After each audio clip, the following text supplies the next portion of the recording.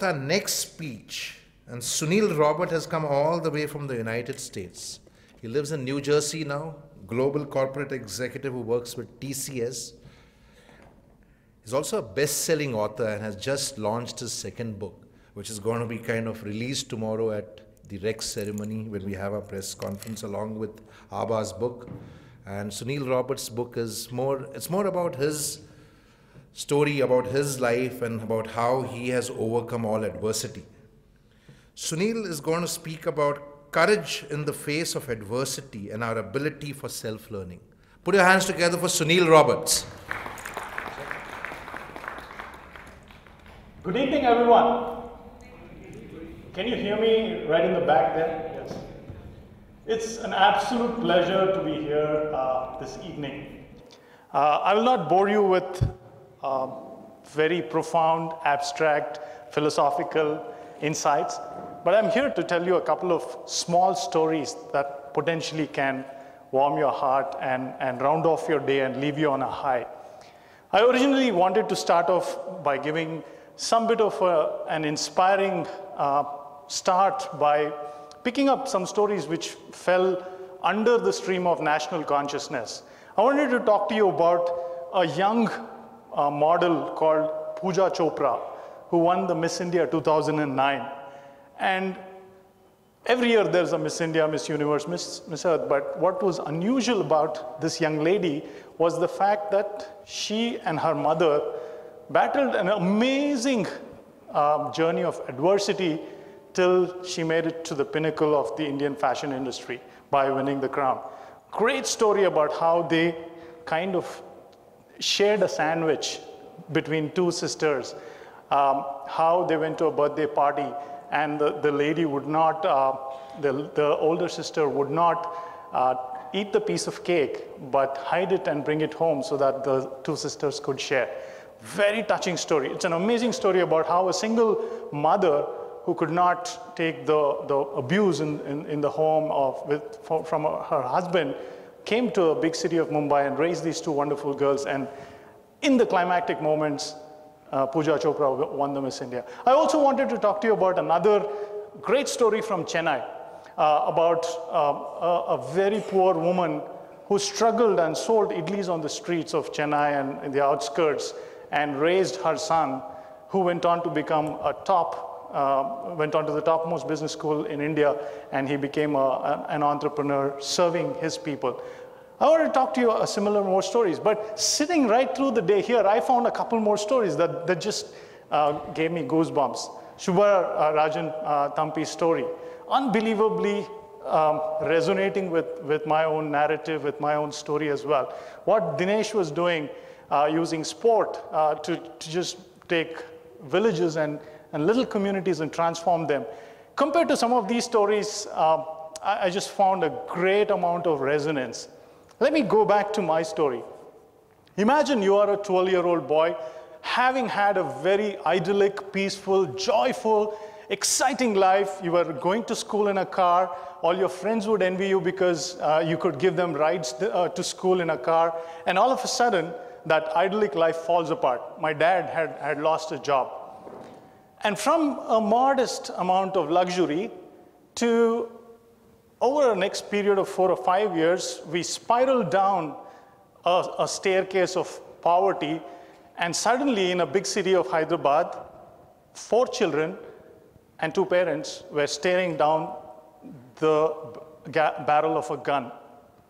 My mother, who, like Shubha Rajan Thampi's story, was the anchor and the strength that held the family together. If it were not for my mother, we would have been a family that would have gone down in the statistics of suicide. How does one survive in a big city when you don't have a job, when you don't know where your next meal is coming from, where you can't live in a home without having the money to pay a rent, and you're forced to fend for yourself on a daily basis? To cut a long story short, I was the oldest boy, and at the age of 13, 14 onwards, I started giving tuitions. Now, I was not a very brilliant, academically oriented kid. I was very outgoing and people-oriented, but academics were far from my mind. But I had to start helping my mother, who was doing odd jobs, to support the family. Although she was trained a medical nurse, in the big city, she couldn't find a job, so she was doing odd jobs like stitching sari falls and helping other ladies just with household stuff and so on. Finishing 10th was the biggest challenge, because after 10th, many more opportunities would open up for me. So with a lot of difficulty, I was able to finish 10th. In the blistering summer and the sweltering heat of Hyderabad, I was barely able to just hang into my dear life and finished my SSC exams. But what started thereof had all the heady ingredients of a pot boiler. I started hating my father for all the pain he inflicted on our family. As a teenager, soon bustling with hormones, bustling with all the turbulent emotional changes, I began to become angry and bitter and frustrated. Very soon I started hanging out with gangs and started indulging in violence. I rejected a steady job in Electronics Corporation of India because I felt my passion lay elsewhere. People thought it was corporate suicide. But then, in retrospect, it's turned out all right. Otherwise, I would have been responsible for many railway accidents, or I would have been responsible for many faulty televisions as well. But the point of courage that I wanted to make is rejecting the script that others are writing for you is the first step in demonstrating courage. Courage helps you see the invisible. Courage helps you chase and touch the intangible. While working full-time in Eureka Forbes, 14, 15-hour grueling job, I pursued graduation. While working full-time, I pursued an MBA. While working full-time, I also pursued a master's in journalism and communications. Till the age of 16, I could not speak a full sentence in English. Subsequently, I started learning English. I fell in love with the English language. So courage helps you step out into the unknown. You can't see the whole staircase, but you take one step at a time and keep moving forward. Courage is the ability to reinvent yourself. So to cut a long story short again, from being an absolute nobody in academics, I was able to really top the university in my journalism and communications, because I felt that somewhere along the line, passion started meeting purpose. Again, how do you keep moving and how do you keep learning to continuously reap the rewards that you need? If I had to drop my full-time job and go to college, my whole family would fall apart. So there was never a luxury of full-time formal schooling. So if anybody came and told me to succeed in the corporate world, you need to have Ivy League degrees, I would reject that notion. If anybody told me that you have to go to prestigious management schools to survive and aspire to get onto the top of the corporate echelons, I would reject that notion as well. All you need is purpose, industry, and that sweet spot where all your skills and passion come together. Today, after having spent 15, 20 years globally as well as in top cities in India, working for many reputed companies, in 2007, I won the prestigious Stevie Award, the first ever Indian to win that corporate award, which is equivalent of the Oscars in the business world. When I come here, I began to see the amazing way things are coming together. Last year, I met Jerry, and I did not even sell him or anything about how this story is. We started talking, and we discovered what a great similarity he has of how he lost his father when he was an 8-year-old, and how he re-scripted his own life to impact hundreds and thousands of people in our country. And I couldn't believe the opportunity that he opened up through this opportunity.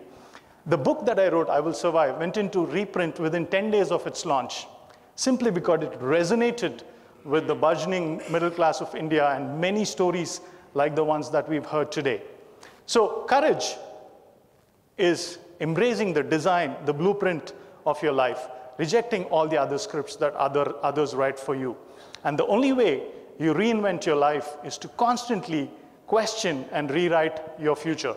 I will close with my favorite song called Unwritten by Natasha Bedingfield, in which she talks about how our life is a blank sheet of page. Each new day is like a blank new sheet of paper.